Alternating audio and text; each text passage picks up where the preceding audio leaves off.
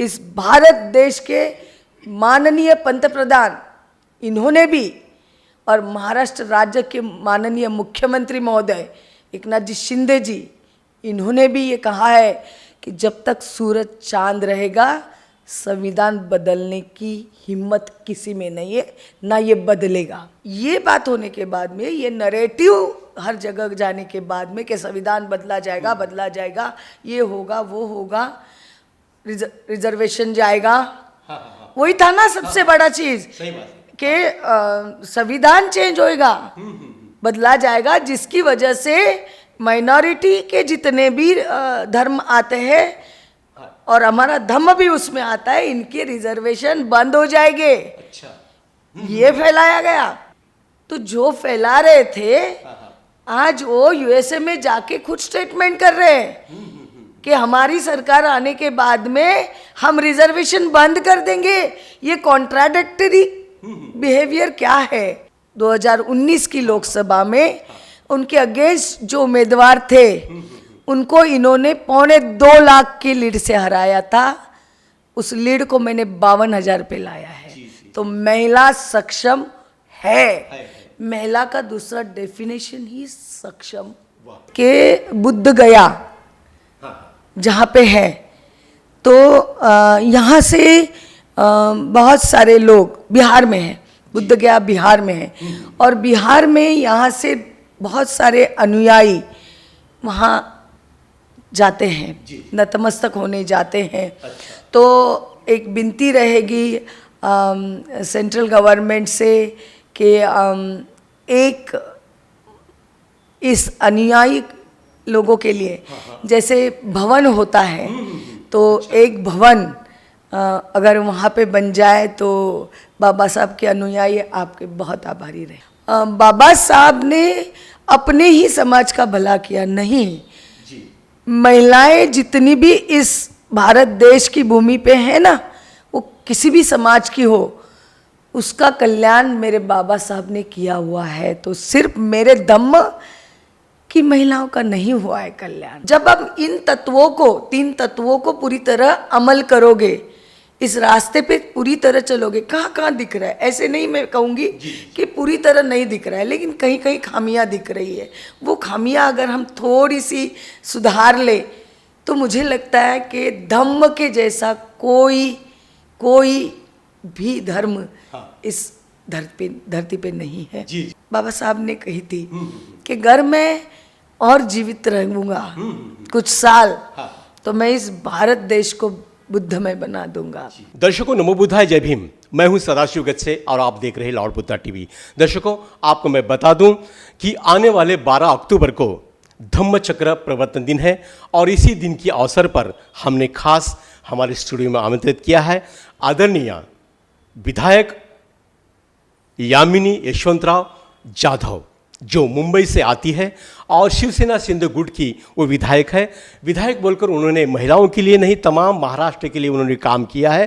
तो आइए उनसे चर्चा करते हैं, जानते हैं उनके जीवनार कार्य के बारे में। तो सीधा उनसे बात करते हैं। जय भीम ताई। नमो बुद्धाय, जय भीम सभी लॉर्ड बुद्धा चैनल के दर्शकों को, और जो आने वाला धम्म चक्र प्रवर्तन दिन है उसकी सबको बहुत बहुत शुभकामनाएं। यामिनी ताई, आप एक सक्षम महिला है, शिवसेना सिंध गुट की एक विधायक है, और विधायक बोलकर भाईकला जो परिसर है यहाँ पे आपने बहुत सारा काम किया है, बहुजन समाज के लिए काम किया है, महिलाओं के उत्थान के लिए काम किया है। तो सबसे पहले हम जानेंगे कि महिलाओं के उत्थान के लिए आपने किस प्रकार का काम किया है। सबसे पहले मैं ये कहना चाहूँगी कि मैं भीमराव की बेटी हूँ, और वो भीमराव जिनके इस पूरी विश्व में, जिनके नाम के आगे एजुकेशनल जो पदवियाँ लगती हैं, शैक्षणिक पदवियाँ लगती हैं, ये पूरे विश्व के अंदर कोई वो इंसान नहीं है जितनी पदवियाँ मेरे बाबा के नाम के आगे लगती है। और मैं उनकी अनुयायी हूँ, उनकी बेटी हूँ।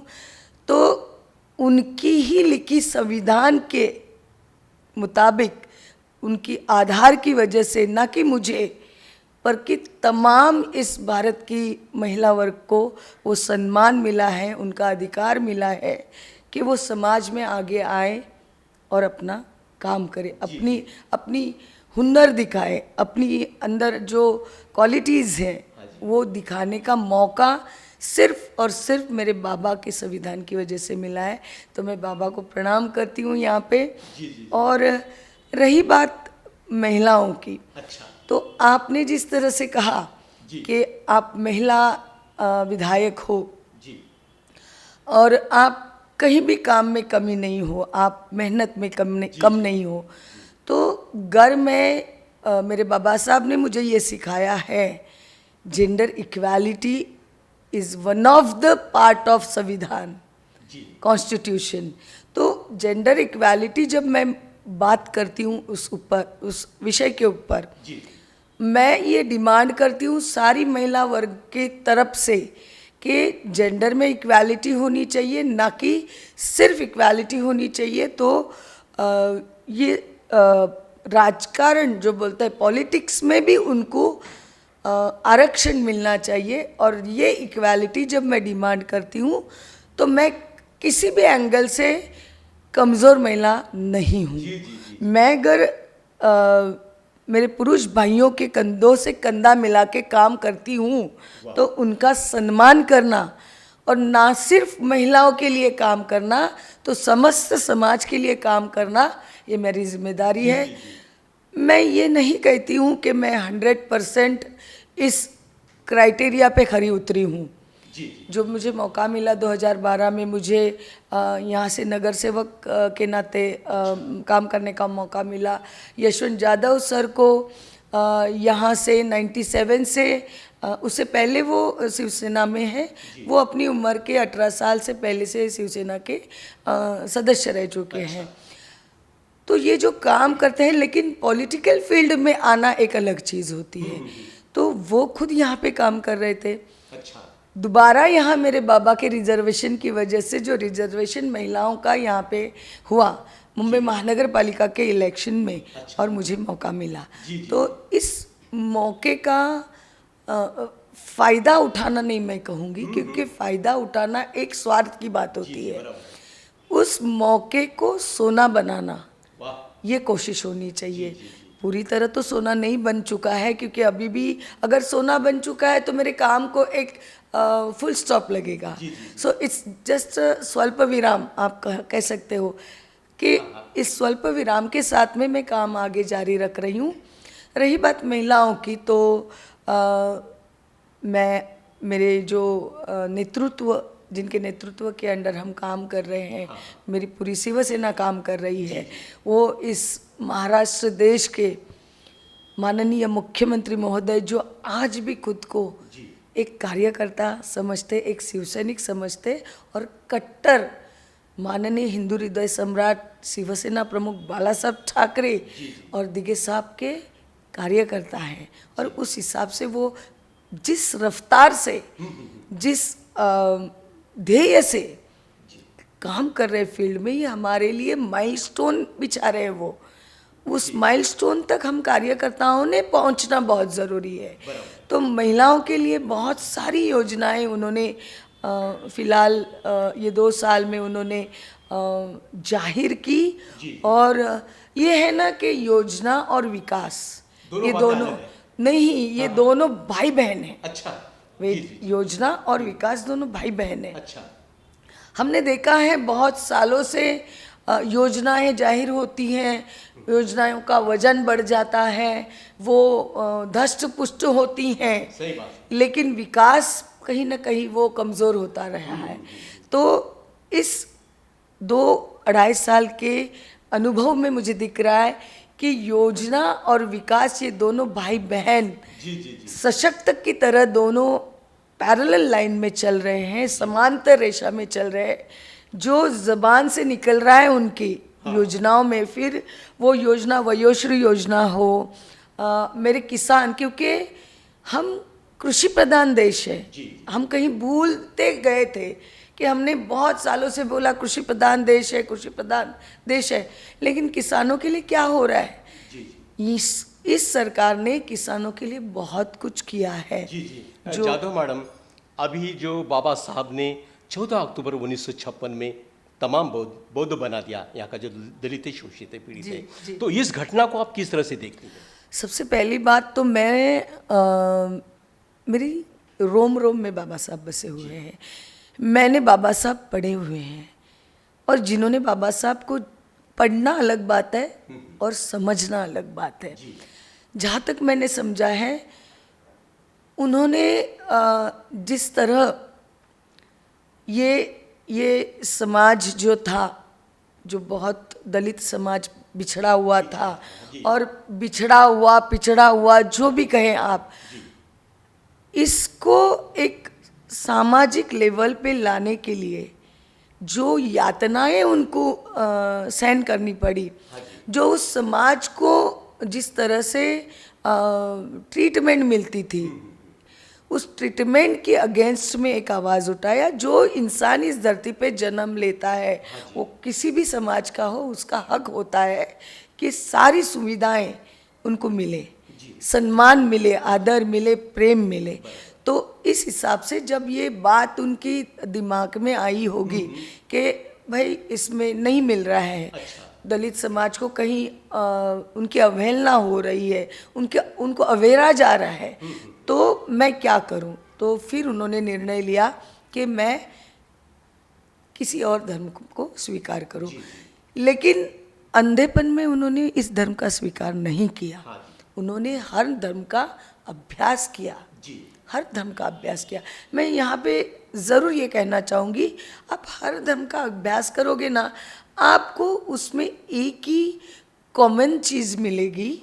हर धर्म में लिखा है, सबसे पहले इंसान बनो, और इंसानियत ही आपका धर्म होना चाहिए। बहुत अच्छी बात। हर धर्म में लिखा हुआ है। कहीं ये लिखा नहीं कि मारपीट करो, किसी को ऊंच समझो, किसी को नीच समझो, ये नहीं लिखा हुआ है।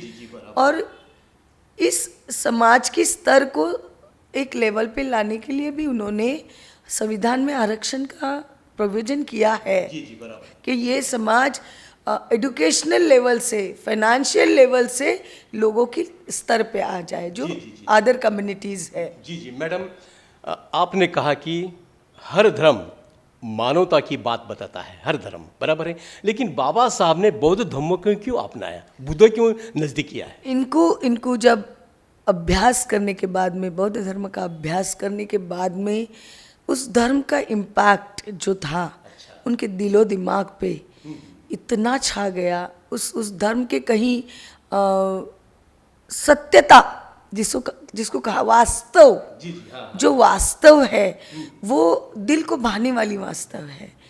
अगर इस धरती पे हम आए हैं तो मृत्यु अनिवार्य है, और उसमें उस धम्म में ये भी दिखाया गया, किस्सा गौतमी की तरह।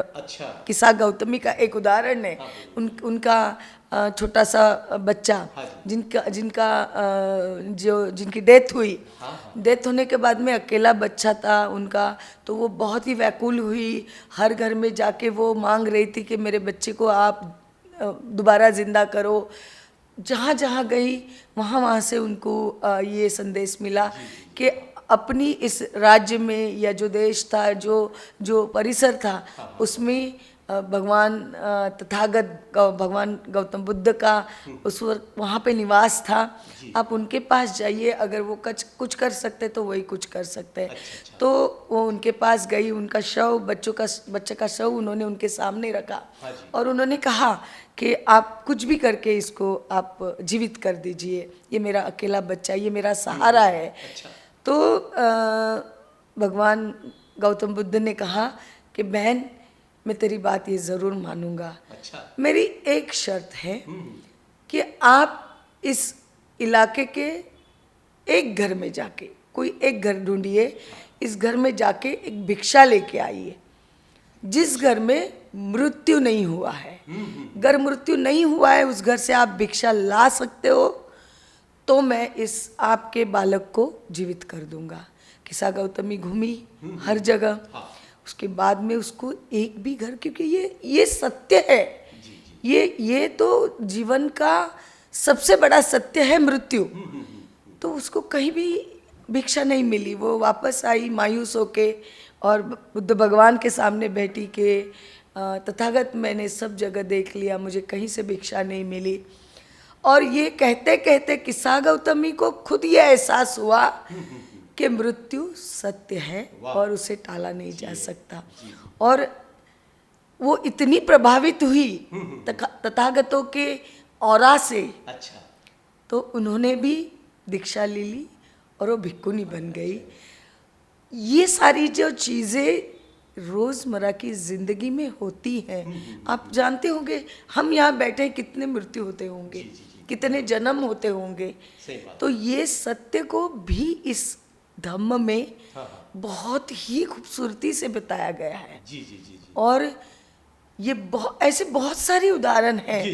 अच्छा, तो ये भा गया उनके मन को, लगा कि मेरे समाज को इस धम्म से कुछ मार्ग मिलेगा, कुछ इज्जत मिलेगी, आदर मिलेगा, उनका स्तर बढ़ेगा। अच्छा, और सब धम्म का उन्होंने अभ्यास करने के बाद में इस धम्म का स्वीकार 1956 में 14 अक्टूबर को जो पावन दीक्षा भूमि है नागपुर की, तो उस दीक्षा भूमि में उन्होंने खुद दीक्षा ली। जी, यानी बुद्ध ने सत्य को जाना जी, और सत्य को बाबा साहब ने जाना, इसलिए बुद्ध को स्वीकार किया बाबा साहब ने। बराबर है। मैडम, नागवंशी भी कहा जाता है अपने बौद्ध समाज के लोगों को, इस बारे में भी थोड़ी जानकारी दें।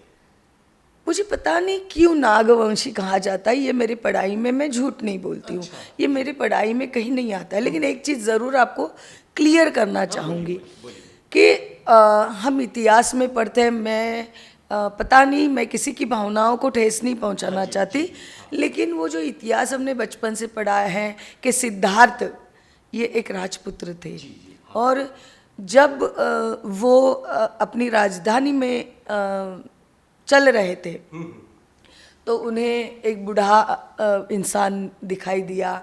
तो ये बुढ़ापे का सत्य जानने के बाद में वो मायूस हुए, उन्होंने एक मृत्यु देखा, एक अंत यात्रा देखी, फिर वो मायूस हुए। एक हद तक मैं इस बात से सहमत नहीं हूँ। इसका कारण ये है, मैं इसके पीछे जो मैंने पढ़ा है बुद्ध और धम्म, जो बाबा साहब ने लिखी हुई किताब है, इसमें इसका एक संदर्भ है। अच्छा, ये संदर्भ ये है कि शाक्य एंड कोल्य, अच्छा, ये दो घराने थे। बराबर, सही बात। बोलिए। जो सिद्धार्थ की माँ थी मायावती, हाँ जी, तो ये मायावती जो है ये कोलीय समाज, कोलीय घराने से थी। अच्छा, समाज नहीं, ये कोलीय घराने से थी। अच्छा, और इनके पिता जो थे वो शाक्य घराने से थे। अच्छा, तो एक नदी बीच में जाती थी, इनके राज्य के बीच में एक नदी जाती थी, इसका नाम रोहिणी नदी। रोहिणी नदी। ये रोहिणी नदी के उस पार कोलीय थे, इस पार शाक्य थे। अच्छा, ये नदी की, रोहिणी नदी की पानी के ऊपर किसका अधिकार है, ये किसने इसका उपयोग करना चाहिए, इसके बीच में इन लोगों में संघर्ष हुआ। जब ये संघर्ष हुआ और सिद्धार्थ जन्म से ही, वो अपने जन्म से ही कुछ लेके आए थे। अच्छा, तो ये झगड़ा या लड़ाई या संघर्ष इनके वो खिलाफ थे। अच्छा, शांति के दूत थे वो, और उनको ये सब अच्छा नहीं लग रहा था, क्योंकि उस तरफ उनका नैनिहाल था और इस तरफ उनके पिताजी का घर था। तो दुनिया में वो शांति लाना उनके मन के अंदर की बात थी। अगर वो अपने नैनिहाल और अपने पापा के, अपने पिताजी के बीच में ही अगर ये संघर्ष मिटा नहीं पाए तो उनकी ज़िंदगी क्या, ऐसे उनको लगने लगा। तो उन्होंने पहल की, और उन्होंने पहल करके कोलियों से भी बात की और शाक्यों से भी बात की।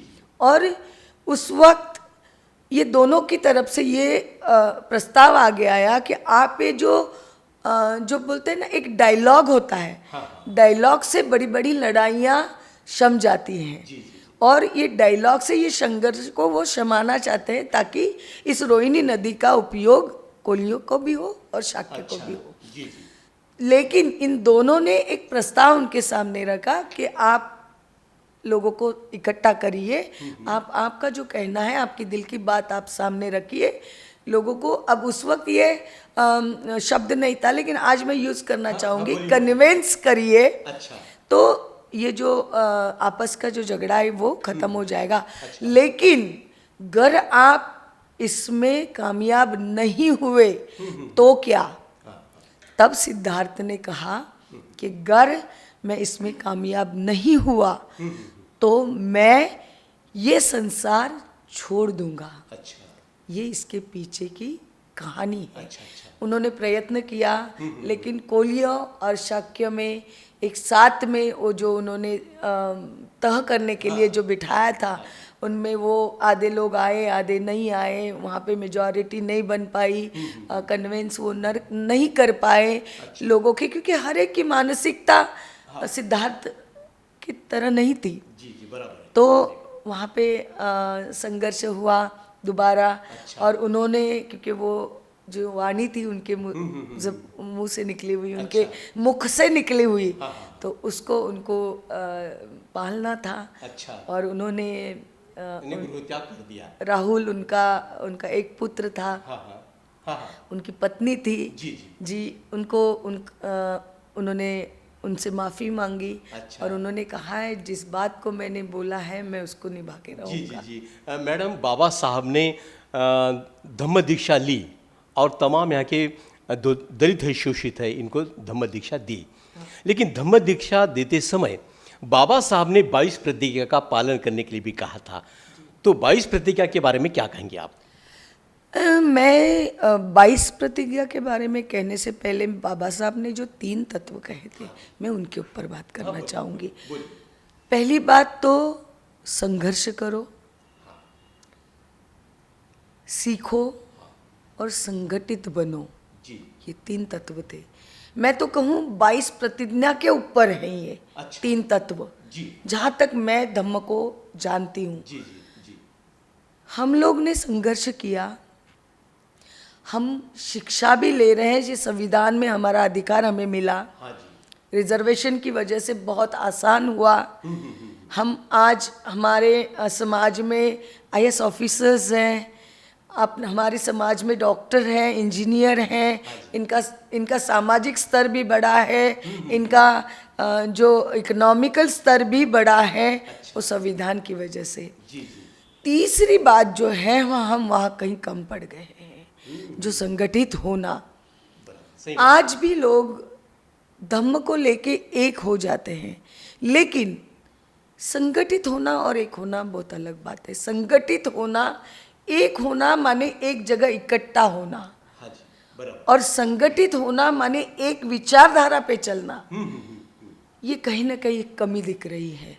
सही बात है। जब आप इन तत्वों को, 3 तत्वों को पूरी तरह अमल करोगे, इस रास्ते पे पूरी तरह चलोगे, कहाँ कहाँ दिख रहा है, ऐसे नहीं मैं कहूँगी कि पूरी तरह नहीं दिख रहा है, लेकिन कहीं कहीं खामियां दिख रही है।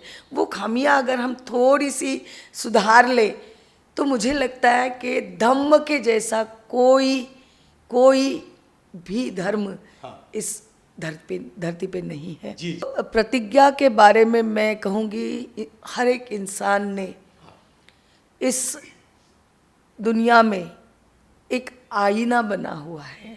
बहुत बहुत मायने रखती है ये चीज़ जी जी। अपने आप को, क्योंकि आप दुनिया से झूठ बोल सकते हो, अपने घर वालों से झूठ बोल सकते हो, अपने मित्रों से झूठ बोल सकते हो, लेकिन अपने आप से नहीं। तो अपने आप को उस आईने में खड़ी रखिए।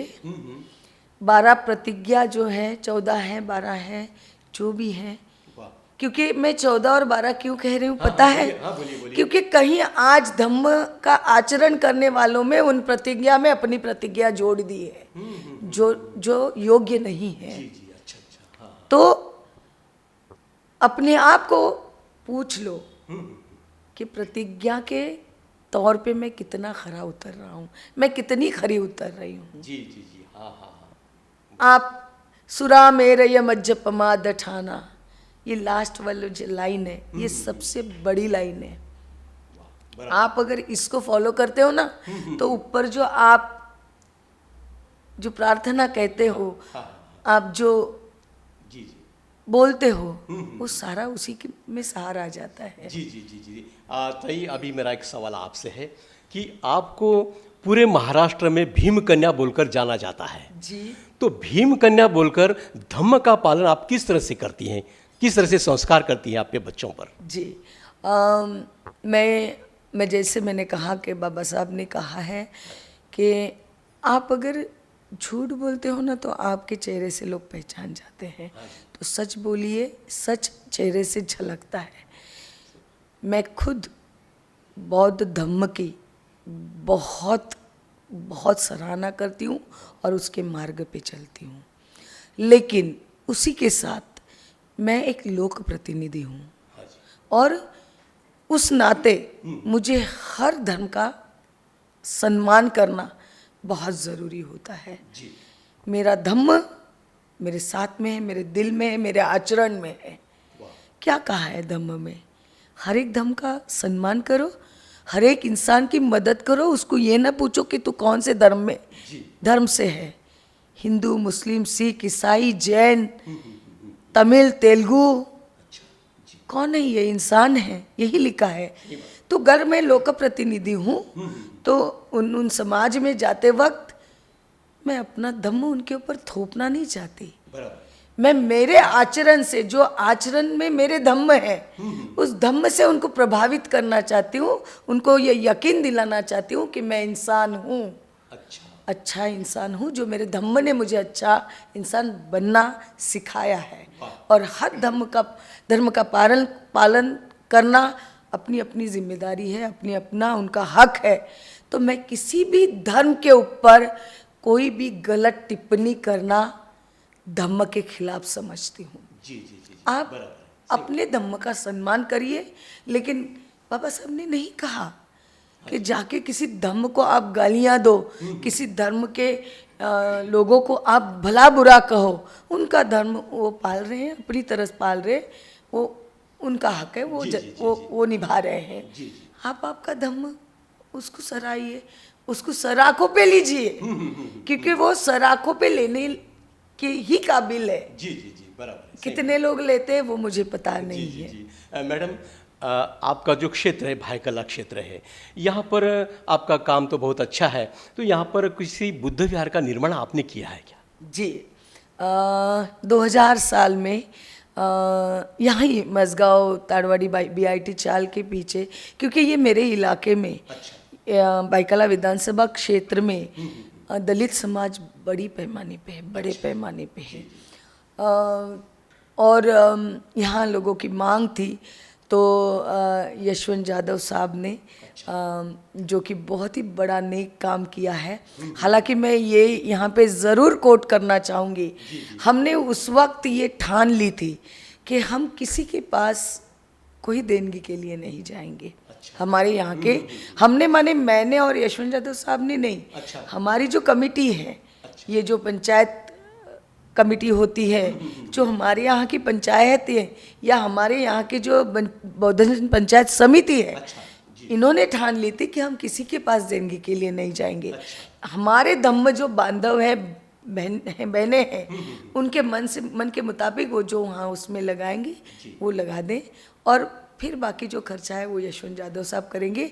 और यहाँ पे आप देखेंगे खूबसूरत नालंदा बुद्ध विहार का निर्माण हुआ है। और एक बात यहाँ ज़रूर कहना चाहूँगी कि हमारे आदरणीय आनंदराज अंबेडकर जी, जिनको मैं यहाँ से नमो बुद्धाय जय भीम करना चाहूँगी, उन्होंने पहल की, और जहाँ भोईवाड़ा में जो हमारी बौद्धजन पंचायत समिति का एक छोटा सा ऑफिस था, जैसे बैठी चाल थी, उस चाल का निर्माण आज भव्य तरह से हो रहा है।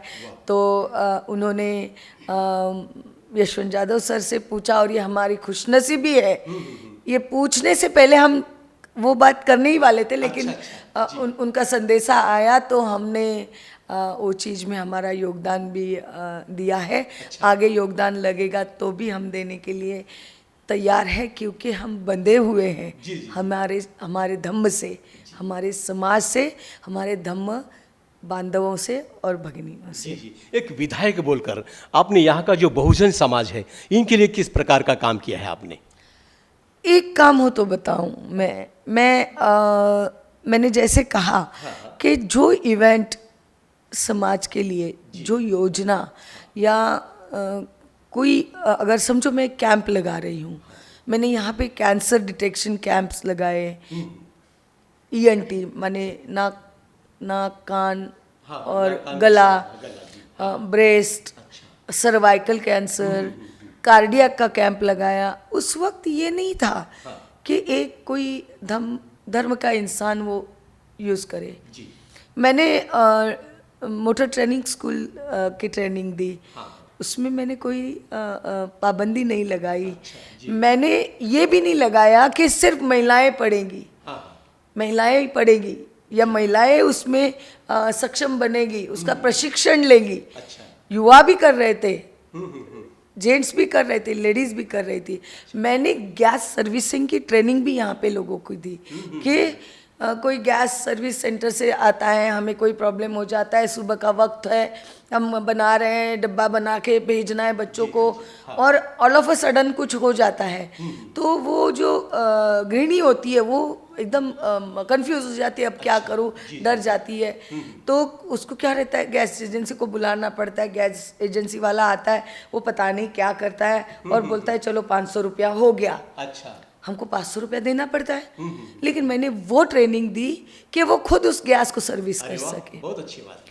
दूसरी चीज़, जो पानी की टंकियां, हम क्योंकि पानी की टंकियां बहुत ज़रूरी वो हुई है, हम ऊपर लगाते हैं, स्टोरेज होना चाहिए, हमारी फैमिली बढ़ जाती है, तो वो पानी की टंकी अगर आपको क्लीन करनी है तो आपको वो क्लीनर को बुलाना पड़ता है, वो भी इसी तरह डिमांड करता है तो हमको पैसा देना पड़ता है। वो कैसे क्लीन की जाए, उसकी भी ट्रेनिंग मैंने यहाँ पे दी। हर ट्रेनिंग में कोई धर्म का बैरियर नहीं लगाया, न उम्र का बैरियर लगाया। हर चीज मैंने करते वक्त दिल से की है, क्योंकि मेरे बाबा साहब ने समाज में इतना परिवर्तन लाया। धम्म चक्र प्रवर्तन, ये प्रवर्तन जो लाया, ये एक परिवर्तन था। अगर उन्होंने उस वक्त, आपको पता है, आज जब मैं समाज में जा रही हूँ, मैं थोड़ी सी अपने आप को जब अपडेट करती हूँ, तो बहुत सारे धर्म के लोग बौद्ध धर्म का स्वीकार कर रहे हैं। ये क्या है? ये प्रवर्तन है, ये उनकी मन का परिवर्तन है। बहुत अच्छी बात। और एक बात बाबा साहब ने कही थी कि अगर मैं और जीवित रहूंगा कुछ साल, तो मैं इस भारत देश को बुद्धमय बना दूंगा। उनका कहना ये नहीं था, इनका कई लोगों ने गलत अपनी अपनी तरह से अर्थ निकाला कि पता नहीं मैं भी सही हूँ कि नहीं। मैं अपने आप को इतनी बड़ी बहुत महान हस्ती नहीं समझती हूँ, मैं एक छोटी सी उनकी बेटी हूँ।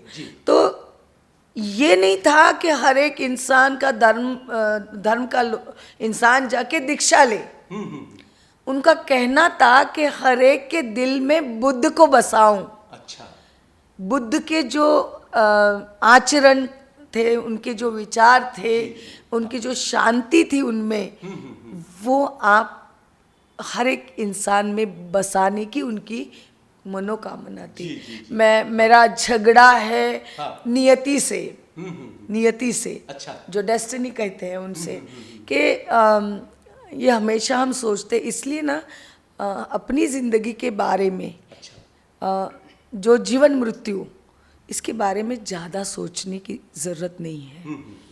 क्योंकि वो तो आप जिस दिन इस धरती पे आए हो, जन्म लिए हो, उसी दिन तय हुआ है आपका जाना। हम बिना वजह, अरे मेरा मृत्यु तो तुरंत तो नहीं होगा, कल तो नहीं होगा, परसों तो नहीं होगा, ये इतनी साफ क्लिस्टर क्लियर रियलिटी है कि मैं आज बात कर रही हूँ, शायद मैं कल नहीं रहूँ, इतनी साफ क्लिस्टर क्लियर है। तो सोचना नहीं, नियति को उसका काम करने दो। हमें क्या करना है वो करने की कोशिश पे, मार्ग पे रहो, उससे मत भटको। बाबा साहब के दिल की तमन्ना थी, लेकिन मैं नियति से मैं झगड़ा कर रही हूँ कि क्यों उन्होंने इतनी जल्दी उनको लेके, कि उनकी जो मनोकामना है, अगर उनको और थोड़ा वक्त नियति ने दिया होता तो शायद उनकी चित्र कुछ और होता। चित्र कुछ और होता। मैडम, महिला की सुरक्षा को लेकर जी आपने महिलाओं के उत्थान के लिए किस तरह से काम किया है? सुरक्षा की बात कर रहा हूँ मैं। जी।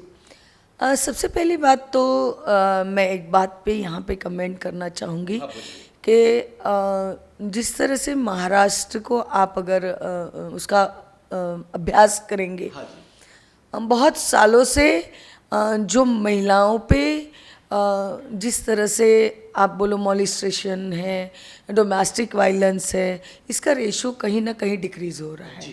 डिक्रीज होते दिख रहा है, ये मैं नहीं कह रही हूँ, ये सर्वे कह रहा है। अच्छा, ये पूरी तरह बंद हुआ ये भी नहीं मैं कहूँगी, क्योंकि आज भी कहीं घटनाएं हो रही। मैं एक घटना का यहाँ जिक्र करना चाहूँगी, जो बदलापुर में एक घटना हुई।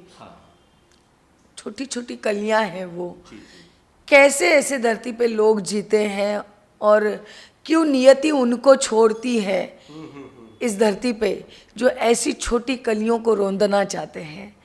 लेकिन जो महिलाएं समझ के उम्र में हैं, महिला जितनी सक्षम इस दुनिया पे धरती पे कोई नहीं है। उनको आवाज़ उठाना बहुत ज़रूरी है। अगर उनमें कोई सुरक्षा के लिए, मैं मुंबई पुलिस की बहुत आभारी हूँ, बहुत आभारी हूँ। कोई कुछ भी कहे मुंबई पुलिस के बारे में, लेकिन मुंबई पुलिस का काम बहुत अच्छा है और बहुत सक्षम है। पता नहीं स्कॉटलैंड नंबर 1 पे है, लेकिन मेरे दिल में मुंबई पुलिस नंबर 1 पे है। और 24 आवर्स में वो हर एक केस को सॉल्व कर रहे हैं। ये कितनी बड़ी बात है, बहुत बड़ी बात। लेकिन समाज जो है, समाज में जो विकृतियां हैं, इनको बाहर जो निकाल रहे हैं कई लोग कई जगह पे, ये बंद होना बहुत बड़ी बड़ी बात है। इस पे ही, इस विकृति पे ही महिला कितनी सुरक्षित है ये निर्भर होता है। लेकिन मैं एक जरूर चाहूंगी कि जो जानकार महिला है, जो सक्षम महिला है, जो उम्र में 18 के ऊपर महिला है, जिसको एडल्ट कहा जाता है, उस महिला की सुरक्षा उसके खुद के हाथ में है। अच्छा, अब यहाँ पे लोग कहीं कमेंट करेंगे मेरी बात पे, अच्छा आप ये अपने आप को बहुत शानी समझ रही है, बोल रही है, कि मैं इस बात का जरा भी समर्थन नहीं करूंगी कि कहीं रात को कहीं एक लड़की जिसको अपने काम से घर पे आना पड़ता है और निर्जन जगह पे उसके ऊपर अत्याचार होता है, वो नहीं होना चाहिए, वो उसकी गलती नहीं है। वो उसके साथ में हुआ बड़ा विकृत हादसा होता है और वो होना नहीं चाहिए। दोबारा कहूँगी, उसका रेशो कम हो गया है। लेकिन आप ये देखिए कि मुंबई पुलिस की साइबर सेक्शन डिपार्टमेंट बहुत अच्छा काम कर रही है, मुंबई पुलिस बहुत अच्छा काम कर रही है। एक ऑफिस का उदाहरण आपको दूंगी कि आप ऑफिस में हो या आप कहीं फैक्ट्री में काम कर रहे हो, कहीं पे ना कहीं आपके कलीग्स जेंट्स होते हैं, बराबर है? तो अगर और महिला एक नेचुरल सेंस एक्स्ट्रा लेके पैदा होती है, she can smell bad things, वो सूंघ लेती है कि सामने वाले का नजरिया मेरी तरफ क्या है। अगर वो सूंघ लेती है तो उसे समझना चाहिए मेरा मुंह उसकी तरफ क्या होना चाहिए, उसे एक डिस्टेंस मेंटेन करना चाहिए। अगर वो डिस्टेंस मेंटेन नहीं कर पा रही, शायद उसकी वो टेक्निकल मजबूरी होगी, लेकिन एक हिम्मत आदि शक्ति है वो। मैं ये नहीं कह रही हूँ, कोई माइथोलॉजिकल हिसाब से नहीं कह रही हूँ, वो स्ट्रांग है। अगर ऐसा कोई मुंह हो रहा है या किसी का इंटेंशन यू लग रहा है तो 4 लोगों के सामने उसकी कॉलर पकड़ के चप्पल से उसके मुंह पे मारिए। उतना अधिकार तुमको संविधान ने दिया है। और ये करने के बाद में अगर आपका कंप्लेंट पुलिस स्टेशन नहीं ले रहा है तो ये यामिनी यशवंत जादव बैठी है आपके साथ खड़ी रहने के लिए। लेकिन हम नहीं करते हैं, हम चुप रहते हैं, और चुप रहना एक हाँ होता है। सही बात है, हाँ होता है। सही बात है। चुप्पी को कोई नाम है, जिसको जो पकड़ना है पकड़ लेते हैं। वो सामने वाले का इंटेंशन गलत है तो वो हाँ ही पकड़ता है। सही बात है। और वो आगे बढ़ता है, और फिर पानी यहाँ तक आने के बाद में आप आवाज उठाने जाते हो तो तब तक टाइम निकल चुका हो। जी। ताई, अभी संविधान की बात आपने निकाली है, और संविधान के माध्यम से बाबा साहब ने यहाँ का जो दलित है, शोषित है, पीड़ित है, चाहे वो महिला हो, इनको सक्षम बनाने का काम संविधान ने किया है। लेकिन पिछले कई दिनों से संविधान बदलने की भाषा हो रही है, तो इस बारे में क्या कहेंगे आप? ये संविधान मेरे बाप ने लिखा हुआ है, मेरे बाप ने। ये संविधान लिखने का जो काम था, इस स्वतंत्र भारत देश के पहले पंतप्रधान पंडित जवाहरलाल नेहरू ने उनको सौंपा था। उसके लिए भी अगेंस्ट हुआ था, उसके लिए भी अगेंस्ट हुआ था। लेकिन कोई था ही नहीं, तो उनको सौंपा गया। उनको सौंपने के बाद में जब ये लिखा गया ना, तो उसमें एक प्रोविजन है। क्योंकि वो कब लिखा गया था? स्वतंत्र भारत होने के बाद में लिखा गया था। क्योंकि वो स्वतंत्र भारत की घटना थी, उसको लिखना था। अब वो वक्त की जो परिस्थिति थी, उस हिसाब से वो संविधान लिखा गया था। सही बात। उसमें प्रोविजन है कि परिस्थिति अनुसार जैसे ये युग आगे बढ़ता जाएगा, तो परिस्थिति अनुसार, अब युग वापस युग को कोई कनेक्ट ना करे। मैं 1956 जो अभी 2024 चल रहा है, इस युग की बात, नंबर बोल रही हूँ, वर्ष की बात कर रही हूँ। तो जैसे वो आगे आगे जाएगा तो परिस्थिति बदलती जाती है, और उस हिसाब से उसमें सुधार करना, अमेंडमेंट लाना, वो प्रोविजन उसमें है। अच्छा। तो प्रोविजन करना इसका मतलब संविधान बदलना नहीं है। लेकिन चर्चा तो चल रही थी। ये नरेटिव फैलाया गया। अच्छा। ये नरेटिव फैलाया गया। मैं बड़ी जिम्मेदारी से यहाँ पे कह रही हूँ। अच्छा। एक बाबा साहब की अनुयायी, उनकी बेटी, ये आपको आश्वासित करती है, और ये आश्वासन पहले भी आप सुन चुके हो। इस भारत देश के माननीय पंतप्रधान, इन्होंने भी, और महाराष्ट्र राज्य के माननीय मुख्यमंत्री महोदय एकनाथ जी शिंदे जी, इन्होंने भी ये कहा है कि जब तक सूरज चांद रहेगा, संविधान बदलने की हिम्मत किसी में नहीं है, ना ये बदलेगा, ना ये बदलेगा। ये बहुत ही जाहिर तरह से उन्होंने कहा है।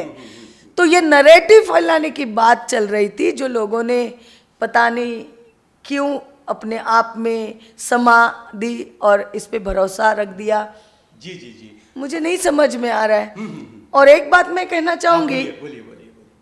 क्योंकि मैं किसी से डरती नहीं हूँ, और ये बात होने के बाद में, ये नरेटिव हर जगह जाने के बाद में कि संविधान बदला जाएगा, ये होगा, वो होगा, रिजर्वेशन जाएगा। वही था ना सबसे बड़ा चीज, सही बात है कि संविधान चेंज होएगा, बदला जाएगा, जिसकी वजह से माइनॉरिटी के जितने भी धर्म आते हैं, और हमारा धर्म भी उसमें आता है, इनके रिजर्वेशन बंद हो जाएंगे। अच्छा। ये फैलाया गया। जी। तो जो फैला रहे थे, आज वो यूएसए में जाके खुद स्टेटमेंट कर रहे हैं कि हमारी सरकार आने के बाद में हम रिजर्वेशन बंद कर देंगे। ये कॉन्ट्राडिक्टरी बिहेवियर क्या है? तो ये देखो, जो इंसान इस धरती पे पैदा हुआ है, वो अगर इंसान परिपूर्ण है, क्योंकि कहीं खामियां रहती है पैदा होने के टाइम पे, यहाँ पे एक ब्रेन नाम की चीज दी हुई है। वो चीज नहीं है, वो सारी एक्टिविटीज हैंडल करने की इम्पोर्टेंट मशीन है, जी जी बराबर, सही बात। ये मशीन है, उसको बंद रखोगे जंग लग जाएगा। हाँ जी जी। बाबा साहब ने अगर बंद रखा होता ना तो हम इस लेवल पे नहीं होते। कहाँ होते? उन्होंने नींद में भी उनका पता नहीं कितनी नींद करते थे, क्योंकि वो एक एक बुक पूरी 500 जी। पेज की एक रात में पढ़ के ख़त्म करते थे। जी मैडम, अभी अभी जो नतीजे आए हैं हरियाणा कश्मीर के, इस बारे में क्या कहेंगे आप? वो तो देखो, वो हर एक स्टेट का एक जोग्राफिकल टेंडेंसी होती है। अच्छा। हर एक जोग्राफिकल टेंडेंसी होती है। उनके उनके राज्य के हिसाब से उनकी टेंडेंसी होती है। तो मैं उनको चैलेंज नहीं कर सकती, और वो हर एक का अधिकार है। अच्छा। तो उनके ऊपर कमेंट करने जितनी मैं बड़ी नहीं हूँ। मैं अपनी महाराष्ट्र की बात करूंगी। अगर आप लोकसभा के, महाराष्ट्र में परिवर्तन हो सकता है क्या? महाराष्ट्र में परिवर्तन हो रहा है, हो रहा है। आज आप सोचो कि मुख्यमंत्री माझी लाड़की बहन योजना आई। अब ये योजना के बारे में कोर्ट में गए, कोर्ट ने उनका निर्देश दे दिया कि इसमें कोई गलत नहीं है। अगर एक महिला सक्षम हो रही है, फिर वो 1,500 भी क्यों नहीं? क्योंकि देखो, जिनके घर में 15 लाख महीना आ रहा है उनको 1,500 का महत्व नहीं समझेगा, लेकिन जिनके घर में 1,000 रुपया आना भी मुश्किल है उनको 1,500 का महत्व बहुत बहुत अच्छी तरह मालूम है। आज मैं लोगों में घूम रही हूँ, मेरे विधानसभा में जो लाभार्थी महिलाएं हैं उनसे डायलॉग कर रही हूँ, संवाद कर रही हूँ, वो इतनी खुश है। अच्छा। और वो एक पार्टी की नहीं है, एक धर्म की नहीं है, वो हर एक धर्म की है।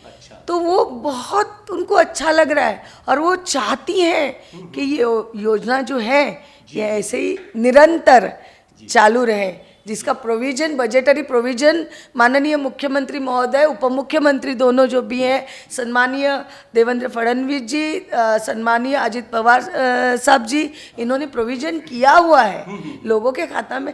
आपको पता है कि एक सिंपल सी चीज़ है। लोगों जो जिन लोगों ने बोला ना 1,500 क्या चीज़ है, इससे क्या होगा, आपको पता है जिस लाभार्थी महिला के अकाउंट का मैसेज आता है ना कि उनके अकाउंट में पैसा आया, वो मोबाइल लेके दौड़ते दौड़ते बाहर जाती है, मेरा पैसा आया, पैसा आया। सही बात। ये असलियत है, सही बात है। ये वास्तव है। अच्छा। और ये जिंदगी की फिलॉसफी है कि एक इंसान कोई कहीं बैठा है जो आज तक नहीं हुआ, जो आज तक नहीं हुआ, वो हम महिलाओं का विचार कर रहा है जी। और हमारी अकाउंट में हर महीना 1,500 रुपया वो भेज रहा है। कहीं महिलाओं ने अपने आप में एक व्यवसायिक पैदा किया है कि मैं 6 महीने के पैसे इकट्ठा करूंगी और एक घर में बिजनेस शुरू करूंगी। जी। कुछ लोग तो अपोजिशन वाले करें कि ये योजना बंद हो जाएगी आगे चलकर, इस बारे में क्या? ये उनका मंसूबा है, ये हमारा मंसूबा नहीं है, ये उनका मंसूबा है। जैसे कि मैं एक बात बताऊं कि 2.5 साल के सरकार में किसानों को 50,000 मुआयना देने की बात हुई थी, कहाँ दिया गया? नहीं दिया गया। जब शिंदे साहब की सरकार आई तो उन्होंने वो किसानों को पैसे अदा किए हैं। 1 रुपया में किसान का बीमा हो गया। आज एक लिमिट का सेक्टर जो यूज करता है इलेक्ट्रिसिटी, उसको फ्री दी जा रही है, उसका बिल पहले वाला माफ किया गया है। ये क्या है? ये क्या है? तो ये योजना बंद होगी, ये उनका मंसूबा है, क्योंकि वो सोच रहे कि उनकी सत्ता आएगी तो हम ये योजना बंद करेंगे। क्योंकि जो क्या बोलते हैं, पेट में होता है ना, वो हल्के से होठ पे आता है अनजानी तरीके से। तो जो संविधान का नैरेटिव था कि संविधान तो ये सरकार, महायुति की सरकार संविधान को चेंज करेगी, आरक्षण बंद होगा, तो वो उनके पेट की बात आई ना यूएसए में बाहर कि हम रिजर्वेशन चेंज करेंगे। तो ये इसी तरह ये पेट की बात है कि अपना सरकार आएगा, या फिर ये दूसरा नैरेटिव है कि भाई ये पैसा बस निवडणूक होने तक। शिंदे साहब का मैं यहाँ पे बहुत बहुत आदर करती हूँ। एक इंसान जो इंसान की, सामान्य इंसान की तकलीफ जानता है, उन्होंने एक लिमिट दिया था 17 तारीख रक्षाबंधन से पहले अकाउंट में पैसा आना शुरू होगा। बहुत सारी अफवाहें लोगों ने फैलाई, जो लाभार्थी महिलाएं फॉर्म भरी थी वो भी थोड़ी सी नाराज या कंफ्यूज थी या थोड़ी सी लगता था उनको भी नहीं होगा, लेकिन काम हो रहा है, दिख रहा है, लोगों को पैसे आ रहे हैं। तो जो मैं आपको एक अंदर की बात बताऊं, बोलिए बोलिए बोलिए।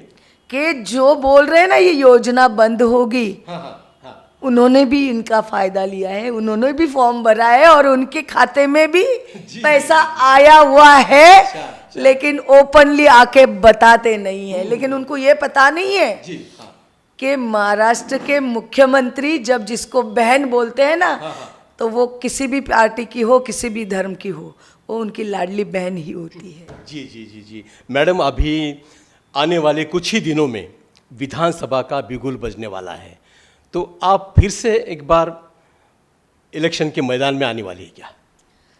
अभी तक ये तय तो नहीं हुआ है, क्योंकि अभी तक तो मैं एमएलए करके काम कर रही हूँ। हाँ, ज़रूर ये बात है कि शायद मैं यहाँ से विधानसभा कंटेस्ट करूँ।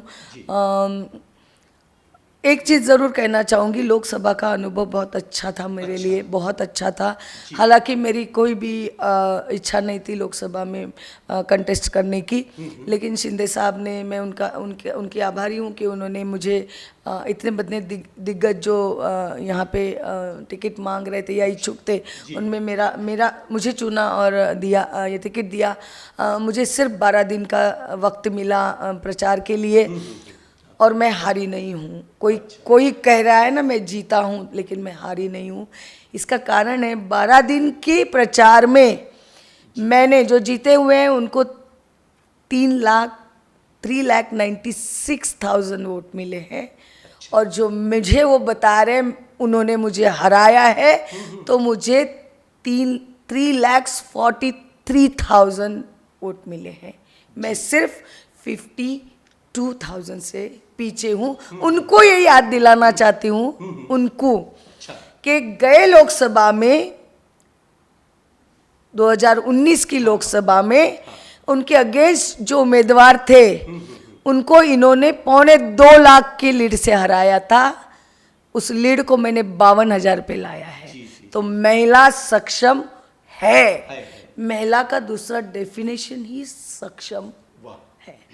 तो विधानसभा को अगर शिंदे साहब चाहते हैं वो आदेश देंगे, मेरा पक्ष अगर आदेश देगा तो ज़रूर यहाँ पे पूरी ताकत से लड़ूंगी। जी जी जी मैडम, आज के दिन को लेकर बाबा साहब के उस घटना को याद करते हुए पूरे देश के कोने कोने से लोग आते हैं बाबा साहब को अभिवादन करने नागपुर की पवित्र दीक्षा भूमि पर, तो क्या कहेगी इस अवसर पर आप?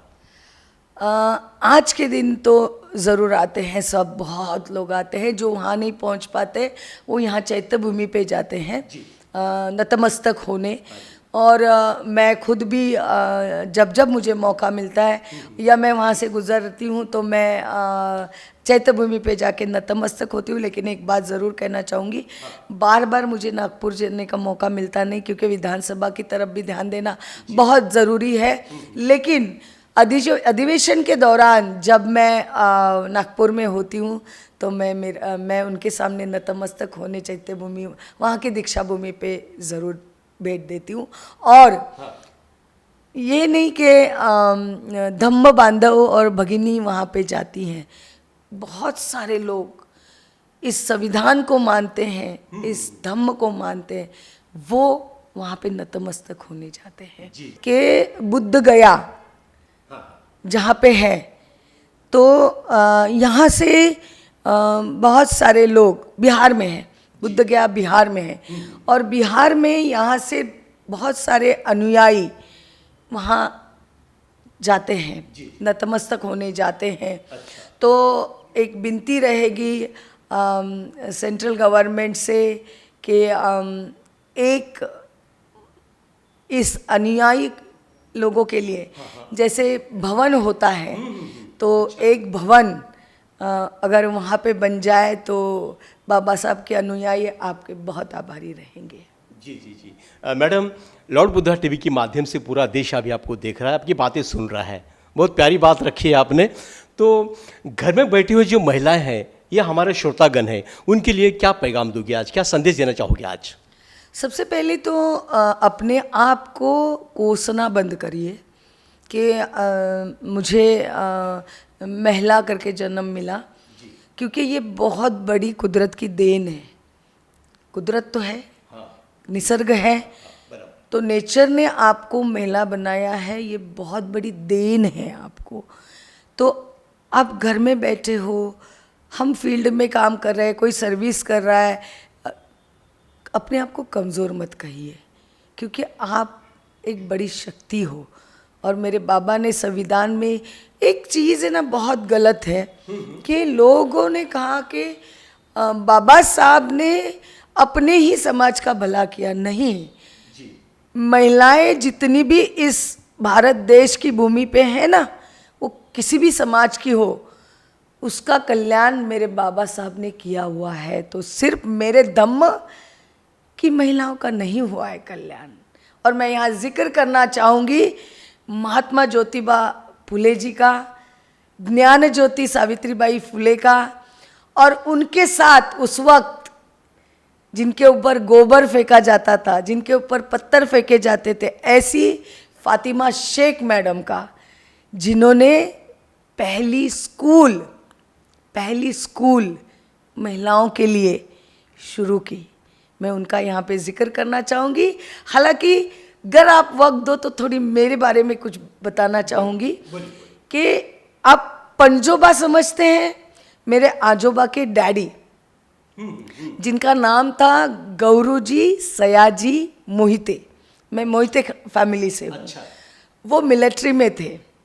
और जो बाबा साहब हैं, इनके पिताजी रामजी अंबेडकर, अच्छा, ये भी मिलिट्री में थे। ये जब हमने स्टडी अभी किया, हमारी फैमिली हिस्ट्री, फैमिली ट्री जो है, इसकी जब हमने हिस्ट्री निकाली तो हमें ये पता चला कि मिलिट्री में रामजी अंबेडकर और गौरूजी मोहिते ये साथ में थे। अच्छा, ये साथ में काम कर रहे थे। और उस वक्त रामजी अंबेडकर जी ने कबीर का पंथ लिया था। अच्छा। कबीर पंथ के बने थे वो, जब ये दीक्षा नहीं हुई थी। उस वक्त मेरे खानदान ने, मेरे जो परदादा थे गौरूजी मोहिते, इन्होंने भी कबीर पंथ लिया था। और कबीर पंथ लेके 1908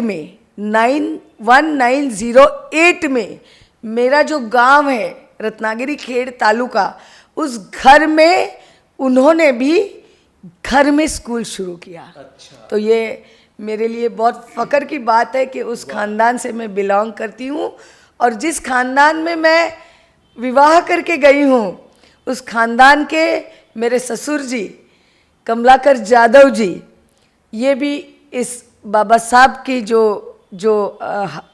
जिसको क्या बोलते, क्रांति थी, समाज में ये क्रांति हुई, जो दीक्षा ली गई या समाज जागृति की गई, इसमें मेरे ससुर जी, जिनका मैं बहुत सम्मान करती हूँ, उनका भी सहयोग था। वो खुद लांजा तालुके के पंचायत के, बौद्धजन पंचायत के अध्यक्ष रह चुके हैं। अच्छा। और अब मेरे पति यशवंत जादव जी ये अध्यक्ष करके पदभार संभाल रहे हैं। हम समाज के प्रति बहुत ही डेडिकेटेड हैं। हम भले लोक प्रतिनिधि हैं, लोगों को चैनल पे दिखता होगा, लोगों को व्हाट्सएप पे दिखता होगा, फेसबुक के पे दिखता होगा कि हम समाज में जाते हैं तो हम हर समाज की रीति रिवाज की तरह अनुसार हम कुछ कर रहे हैं या हम हाथ जोड़ रहे हैं। तो ये लोक प्रतिनिधि का काम होता है कि जिस पानी में आप मिल जाओ उसके रंग के बन जाओ। आपका रंग पानी का रंग होना चाहिए, यही बाबा साहब ने सिखाया है। लेकिन कतई इतना सा भी किसी को संदेह न रखे कोई कि हम धम्म को छोड़े हैं। हमने धम्म को हमारे इस हृदय में बसाया हुआ है, और ये हृदय आखिरी सांस जब लेगा तब तक इस धम्म को यहाँ संजो के रखेगी। ये हमारा वादा है। तो दर्शकों, ये थी यामिनी यशवंत जाधव, जो भीम कन्या बोलकर कहलाई जाती है। और भीम कन्या ने लॉर्ड बुद्धा टी पर बहुत, उनसे हमने बातें यहाँ पर बहुत सारी की है और उन्होंने भी बहुत ही दिल खोलकर आपके सामने बात रखी है। धम्म चक्र प्रवर्तन दिन के अवसर पर उन्होंने हमसे जो बातचीत की थी, आने वाले दिनों में जो अभी विधानसभा का बिगुल बजने वाला है, तो आने वाले दिनों में भीम कन्या यामिनी यशवंत जाधव के माध्यम से ऐसा ही समाज का कार्य हो, ऐसा ही बाबा साहब के विचारों का कार्य हो, महिलाओं के उत्थान के लिए कार्य हो, और ये कार्य करने के लिए भीम कन्या यामिनी जाधव इनको लंबी उम्र लग जाए, ऐसे उनके प्रति मैं मंगल कामना जताता हूँ। और समय को देखते हुए मैं मेरी बातों को यहाँ पर विराम देता हूँ। फिर मिलते हैं किसी नए मेहमान के साथ, तब तक के लिए नमो बुद्धाय, जय भीम। नमो बुद्धाय, जय भीम।